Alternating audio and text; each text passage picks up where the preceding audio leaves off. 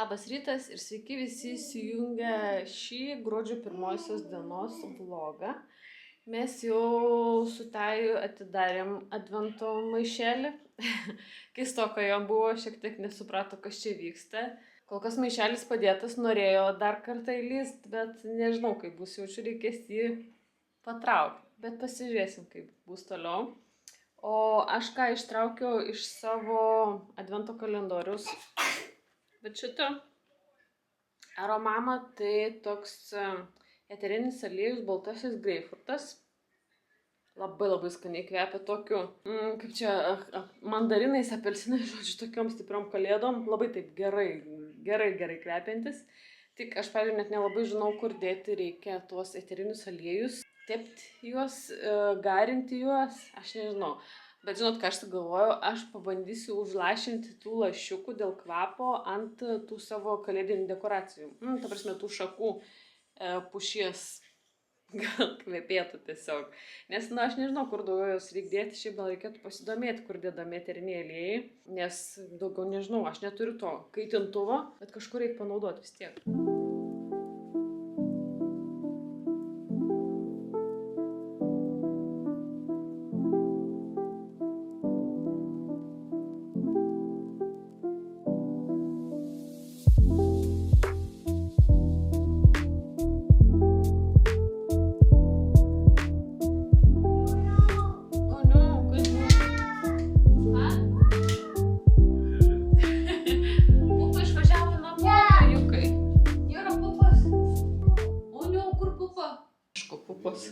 O pupa šįryt išvažiavo jau namo. Kur pupa, tajukai? Ką? Kur yra pupa? Nėra pupas? Ne?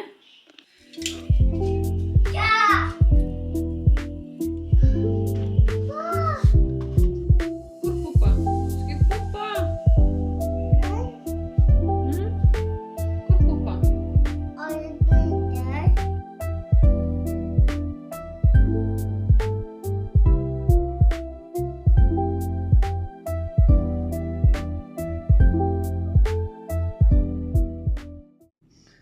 Tamsu čia, bet važiuoju dabar į savo salę su rolsais vėl. Pasišildyt, pasimasažuot ir tiesiog parelaksuot.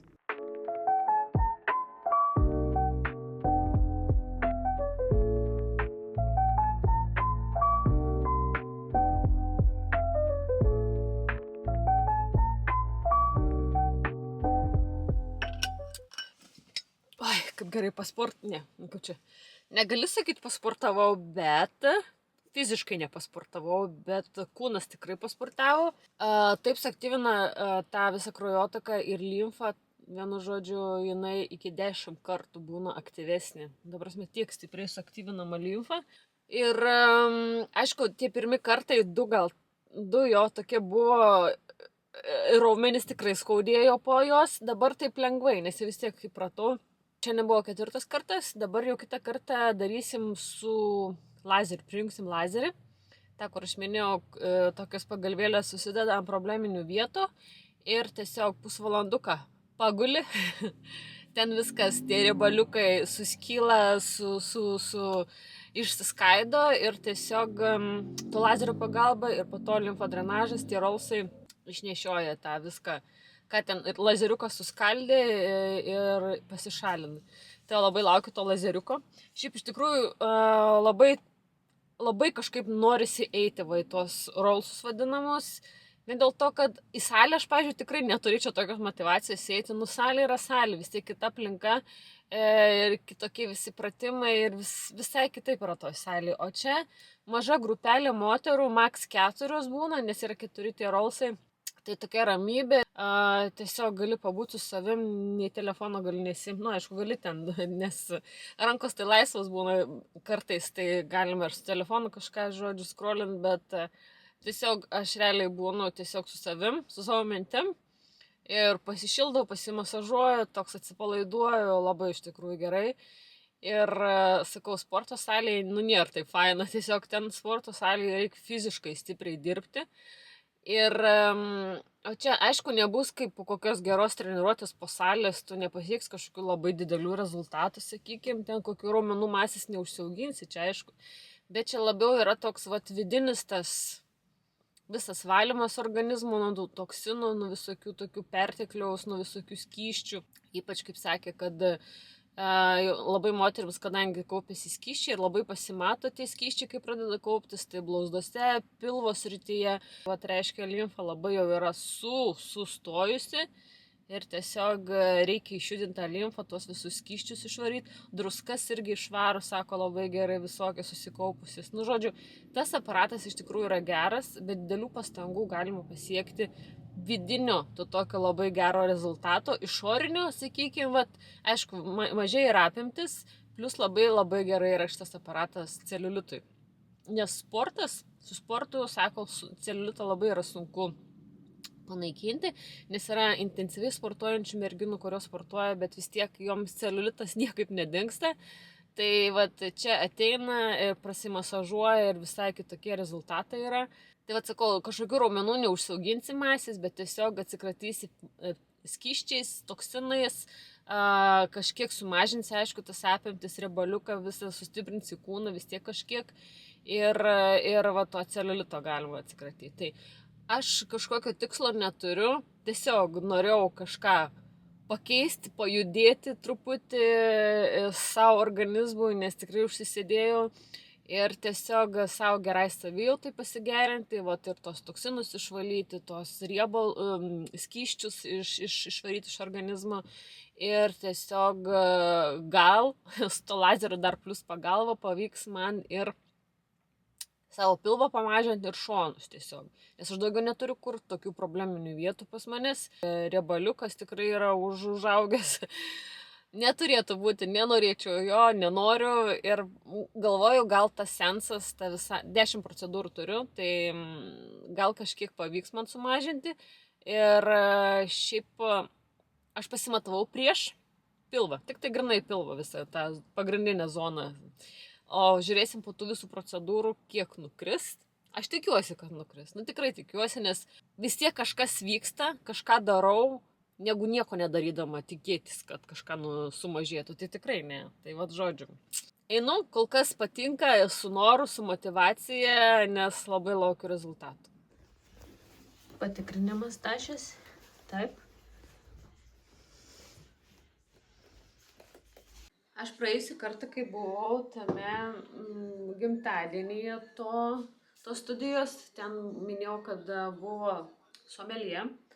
Tai yra alyvuogių aliejaus ekspertė, žinovė, žodžiu, ragautoja ir taip toliau mylėtoja.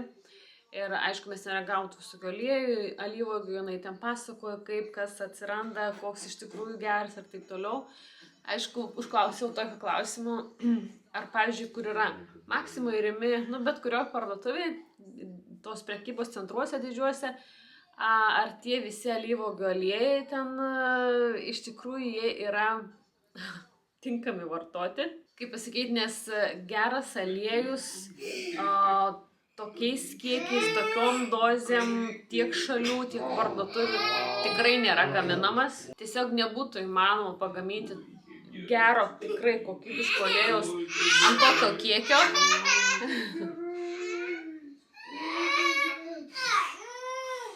Todėl ten aliejai dažniausiai būna arba kažkokie pramaišyti, praskiesti, kažkokios netokios kokybės, netos partijos ir taip toliau.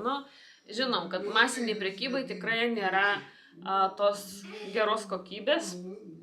Tai geras kokybiškas aliejus tikras, jisai kainuoja tikrai ne 10, ne 20, ne 30 ir net 40 eurų. Jis tikrai yra brangus, bet aš tiesiog vakar iš Lidlo nusipirkau šitą alyvuogių aliejų. Aišku, geriausias, kas galima būti iš blogiausių, tai tiesiog pirkti extra virgin olive oil.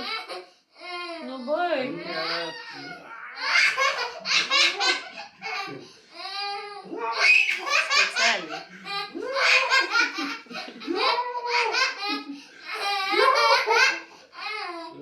Gerai, galim tęsti. Tai va, ką aš baigiau apie tos aliejus, tai kad reikia pirkti būtent extra virgin olive oil. Būtent olive oil. Būna dažniausiai kitaip ten pavadinamas perrašytas arba tiesiog olive oil. Nu, žodžiu, bet turi būti būtent šitoks pavadinimas. Tai reiškia, kad jau bus kažkaip bent į tą pusę link normalesnio aliejaus. Bet aš dabar čia perskaičiau, yra parašyta ES kilmės alyvuogių aliejaus mišinys. Nu, tai jau yra blogai. Negali būti mišinys, jis turi būti grynas tyras. Niekšai, žodžiu, tie vyrai mano. Tai kad ir koks bebūtų blogas tas aliejus, alyvuogių aliejus, tai vis tiek yra geriau nei rafinuotas rapsų aliejus arba saulėgrąžų aliejus. Tiesiog. Nors nedidelė dalis, sakykime, nežinau, kiek dar čia lieka tų po visų tų perdirbimų ir tų maišymų, bet vis tiek, kai yra ekstra, tai dažniausiai vis tiek yra daugiau polifenolių tų vadinamų, kurių tikrai nėra, sakykime, saulėgrąžų aliejuje ar rapsų aliejuje. Tai galvoju, gal pradėti jau reikėtų sveikesnį kažkokį aliejų vartoti, bent jau salotoms kažkur, šiaip ir kepimui tinka. Aš visada buvau nusistačiusi, kad alyvuogių aliejus netinka kepimui, bet tai jis puikiai tinka. Aišku, gal mažiau tų gerųjų savybių jų lieka pakaitinus, bet kai kurie alyvuogių aliejai yra tiesiog atsparus tam tokiam stipriam perkaitimui. Tai 100% rekomenduojama netgi viską daryti ant alyvuogių aliejaus, nei, sakykime, ant tų kažkokių ten iš vis paplavų vadinamų ten kepti. Tai va, nusipirkau tokį butelį aliejaus ir dabar žinot, ką aš noriu paragauti. Nes mes kai buvom tam renginį ragavom tos aliejus, tai va tie tokie tikri 100% aliejai alyvuogių, jie turi tokio kartumo ir tokio aitrumo. Tai aš pasižiūrėsiu, ar šitas turi bent kažką panašaus.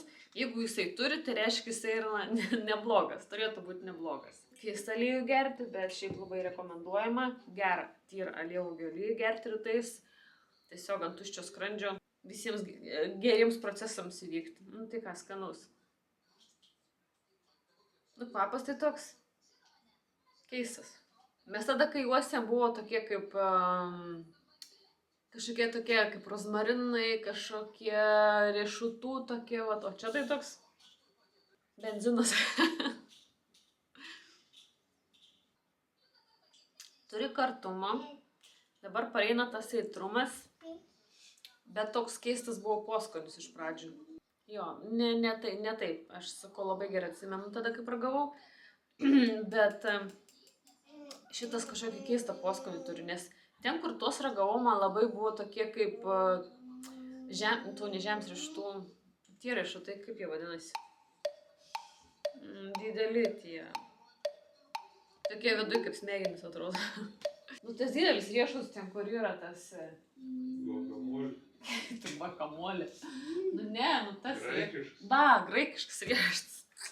Grinai kaip graikiškas riešutas, toks skonis jaučiasi ir tas toks kartumas jo. Čia, žinokit, nelabai skanus. Yra kažkoks toks specifinis tokio kažkokio...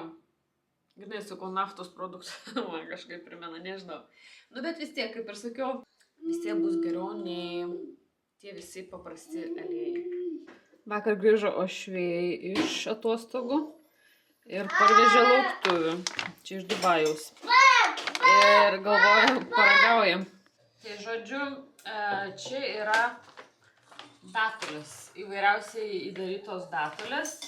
Sakė, Dubajo labai yra populiaru datulės su datulėm, datulės ir taip toliau. Tai čia tokios gan milžiniškos. Bet gal tu neragausim? Aš labai noriu paragauti va šitos su skoniais. Šiaip visas yra su šokoladais, viduje datulės yra riešutas migdolų, bet viršus yra apipiltas skirtingai šokoladai su baltuoju. Tiesiog su kažkokiu šokoladu, pienišku ir su juodu. Nemėgstu juodo stipraus šokolado, bet pamėginsiu nuo šito. Čia va tokiais saldainukais. Nori? Kažį. Razinka. Da. Čia su šokoladu. Jo. Viršo šokoladas. Datų nemėgstu. Nemėgs datulių? Cikos puosi man daug nebedaž. Ne, aš jas noriu suvalgyti. Nu gerai. O tokia milžinė datulė. Skanu. Čia panašiai kaip tie saldainiai nuo medo. Tik neturi to tokio rūgštumo kaip nuo medo. Bent jau ta pati tekstūra. Toliau tą milkį. Aišku, lygiai tokia pati vidus. Nori paragauti tu tai? Saldainių. Nori? Ką tu darai? Čia mankštą darai. Ačiū, dar. Ką čia darai? Kako duotas dar ką? Bežionėlė daro kakų ir tu atsiai darai kakų.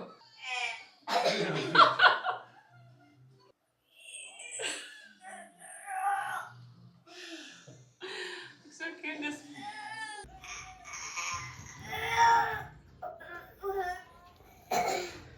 Atsiprašom truputį už nesklandumus, buvo nutrūkęs ryšys. Tęsim toliau degustaciją savo. Tai dabar noriu su šituo baltuoju šokoladu paragauti. Bet datulės dydis tai oho. Šiaip labai skanus iš tikrųjų saldainiai pasako. Tiek įsisukau ragauti tuos saldainius. Jaučiu, kad čia visus suvalgyti. Kitų datulių dar neragausiu. Tiesiog tegu būna užpakuotos. Bet visiškai pamiršau parodyti dar vieną lauktuvę. Mumuso. Čia toks brandas ar kas. Bet čia yra akių pravedimas storesnių ir plonesnių galiukų. Ir jis yra vandeniui atsparus. Va dar tokia lauktuvė. Šiandien vakarieniai paprastai tiesiog vištienų ir bulvės morkos. O dar atsiminiau, čia lauktuvės taip pat iš Dubajaus, bet jau nieko beveik nebeliko. Mango tokias sultis. Įdomias, toks kaip kisielius. Keistas. Čia rašo, kad iš koncentrato, bet labai saldžios ir tikrai tokios skanios. Nu va, baigėsi diena. Galėčiau kaip ir vlogmas pasakyti, ar ne visos dienos. Nes tikrai bus medžiagos, man atrodo, kažkiek filmavau. Realiai iš tikrųjų, kaip ir sakau, filmuoti nėra problemų. Tiesiog dažniau reikia pasimti kamerą. Kaip ir galėčiau filmuoti ar ne tus vlogmus, bet, kaip ir sakiau, problema yra tame, kad aš neturiu laiko, kaip suredaguotas vlogus. Tai net nežinau, kada ir šitą pamatysit. Nu, tikiuosi, ne kokio gruodžio 10, ne? Artimiausiu laiku. Tai va tiek, kaip sekėsi mums išsaugoti maišelį ten po eglutę. Puikiai žinokit, buvo vieną kartą, norėjo paimti, pasakiau, kad ne. Biški buvo nervų, bet nieko sustarim. Tai žodžiu, nežinau, kaip bus po kelių dienų, gal jam pamatys, kad čia tikrai kiekvieną dieną dovanas galima paimti ir norės paimti. Bet tikiuosi ne, jeigu ką, bus planas B. Tai žodžiu tiek šitam vlogė, daug nekalbėsiu, nes aišku, kuo mažiau medžiagos, to greičiau suredaguoja, bet aš su savo visais plėpėjimais, su visais išvedžiojimais gaunasi taip, kad tas vlogas gaunasi ilgas. Tai viskas, ačiū plėpėt. Užteks plėpėt, atsisveikinu ir susitinkam greitai, tikiuosi, sekančiam. Ate.